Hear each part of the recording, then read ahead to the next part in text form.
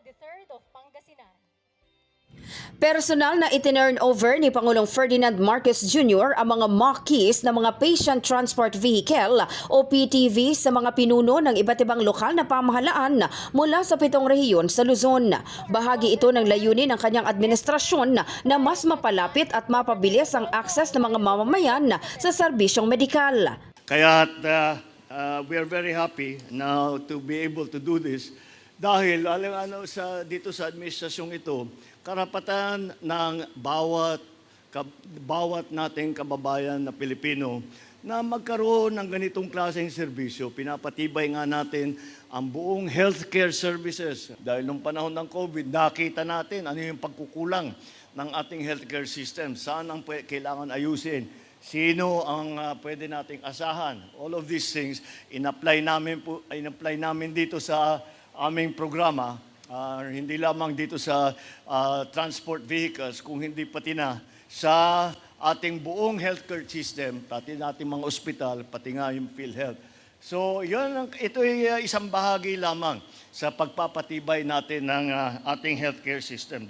Ginanap ang ceremonial turnover sa Quirino Grandstand sa Rizal Park sa Maynila kaninang umaga kung saan kasama ng Pangulo ang General Manager ng Philippine Charity Sweepstakes Office na si Mel Robles at mga kinatawan mula sa mga LGU sa Luzon. Sa kabuuan, 387 na PTVs ang naipamahagi, 30 sa Ilocos Region, 72 sa Cagayan Valley, 100 sa Central Luzon, 27 sa Calabarzon, 59 sa Maymaropa, 64 sa Bicol Region at 35 sa Cordillera Administrative Region. Ayon kay Pangulong Marcos, target nilang mabigyan ng tig-isang PTV ang lahat ng LGU sa buong bansa bago matapos ang taon.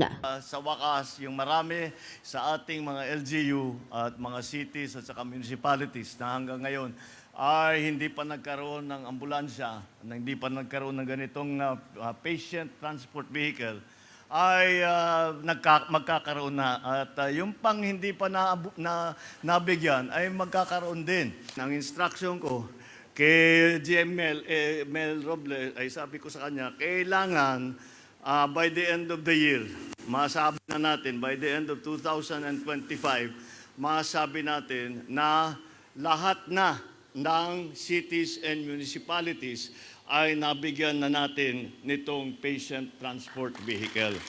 Mula July 2022 hanggang June 2025, umabot na sa 680 PTVs ang naipamahagi ng pamahalaan sa iba't ibang bahagi ng bansa. Ang bawat unit ng PTV ay kompleto sa mga pangunahing kagamitang medikal gaya ng stretcher, oxygen tank, blood pressure monitor at iba pang medical supplies na kailangan para sa ligtas at maagap na pagbiyahe ng mga pasyente. In the heart of changing lives, ako si Brigada Maricar Saragan ng 105.1 Brigada News FM Manila, The Music and News Authority.